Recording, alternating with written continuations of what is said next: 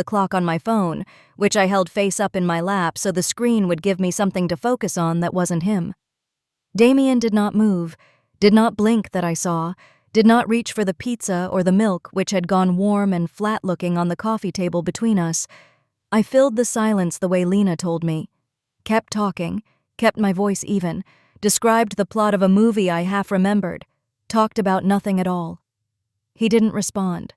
He didn't need to. And then the headlights came, 2 hard beams crossing the wall left to right, and I think I made a sound I am not proud of. Relief. Pure and animal. The Petersons' car was in the driveway. Reeve came in first. He didn't look at me.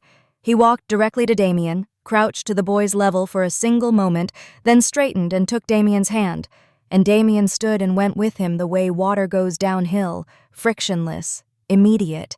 Not a word between them. No, how was your evening?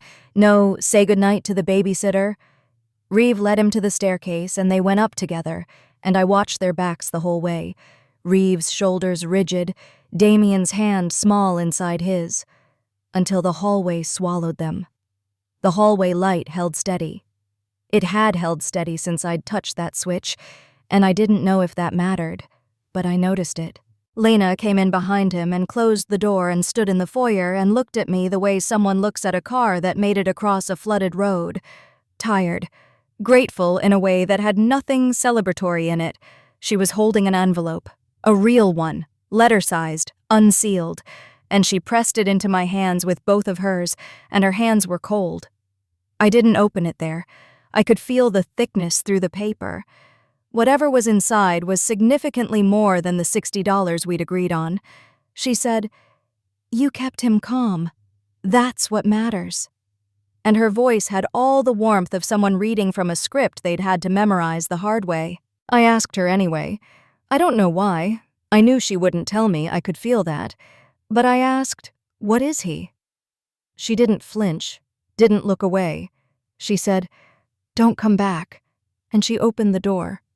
That was it. Not an answer, not a non-answer. A boundary, solid as a wall. I stepped through the door onto the porch, and the night air hit me, and I realized I'd been holding my breath for probably 20 minutes straight, breathing in shallow little sips without knowing it. The envelope was still in my hand. I didn't look back.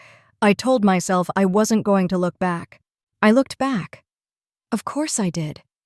It was instinct, the same instinct that makes you check a dark room before you leave it. And through the window beside the door, I could see the foyer, the staircase, the hallway light.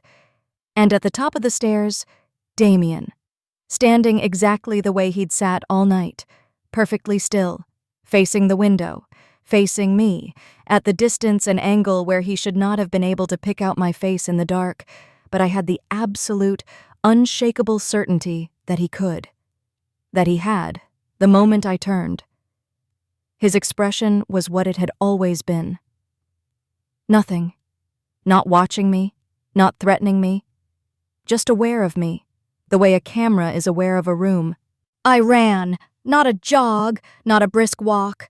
I ran down the porch steps to my car, got in, and backed out without checking any of my mirrors, which is something I had never done in my life.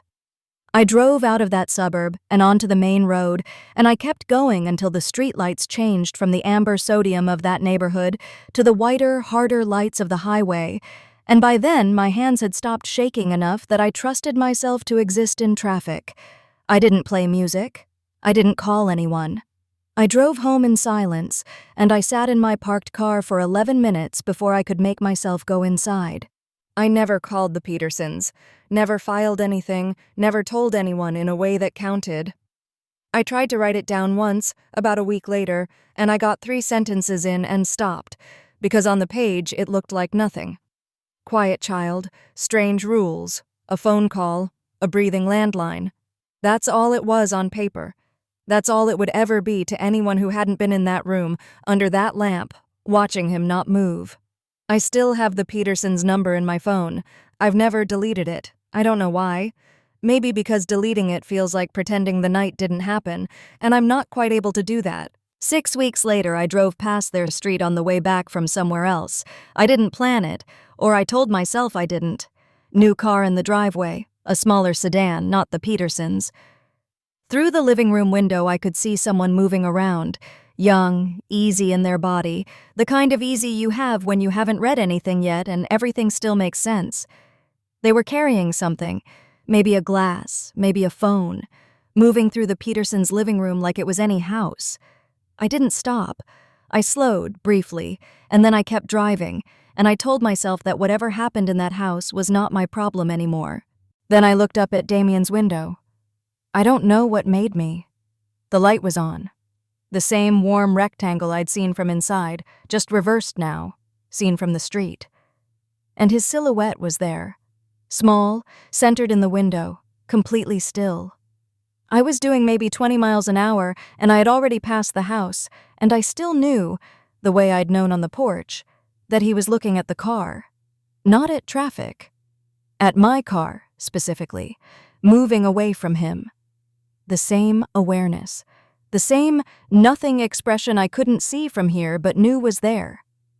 I pressed the accelerator down. I still think about the rules, not with fear exactly, more like the way you think about a lock you once saw on a door and never found out what was behind it. The rules weren't for Damien. That's what I understand now sitting here, enough time later that I can say it plainly.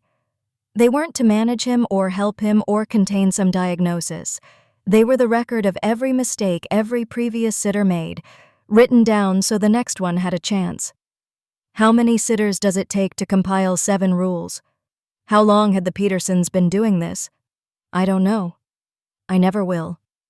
But that light was on in his window, and somewhere inside that house a new person was moving around like it was just a house, and the rules were on the counter, and the night was just beginning.